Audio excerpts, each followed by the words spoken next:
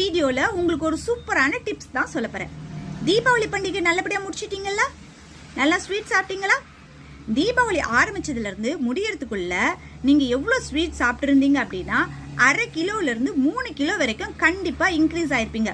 யார் யார் எவ்வளவு கிலோ ஏறினீங்க அப்படின்றத கமெண்ட்ல சொல்லுங்க. வெயிட் கெயின் ஆகிறதுக்கான ஒரு முக்கிய ரீசன் வந்து பாத்தீங்கன்னா நம்ம உடம்புக்குள்ள எடுத்துக்கக்கூடிய இந்த இனிப்பு தான். இந்த இனிப்பு சாப்பிட்டு 7 நாளைக்குள்ள உள்ள இருக்கக்கூடிய அந்த ஃபேட்டை நம்ம வெளியே கொண்டு வரல, அந்த வெயிட்டை குறைக்கல அப்படின்னா அது உடம்புலயே அப்படியே நல்லா தங்கிடும். அதை குறைக்கிறதுக்கு நிறைய சிரமப்படணும். அதனால இப்பதான் தீபாவளி முடிஞ்சது, 7 நாளைக்குள்ள உங்க உடம்புல இருக்கக்கூடிய ஃபேட்டை வெளியே கொண்டு வரணும் அப்படின்னா நீங்க அடிக்கடி சூடா தண்ணி குடிக்கணும். சூடா தண்ணி எப்படி குடிக்கணும் அப்படின்னு பாத்தீங்கன்னா, நீங்க டீ காஃபில எவ்வளவு சூடா குடிப்பீங்களோ, அதாவது வெத வெதன்னு இருக்க கூடாது, நாக்குல வச்சா நல்லா விருன்னு இருக்க மாதிரி இருக்கணும். அது மாதிரி சூடா தண்ணிய நல்லா சிப் பண்ணி நீங்க குடிக்கிறதுனால உங்க உடம்புல இந்த இனிப்பு மூலமா சேரக்கூடிய அந்த ஃபேட் அப்படின்றது சீக்கிரமா கரைஞ்சி வந்துடும்.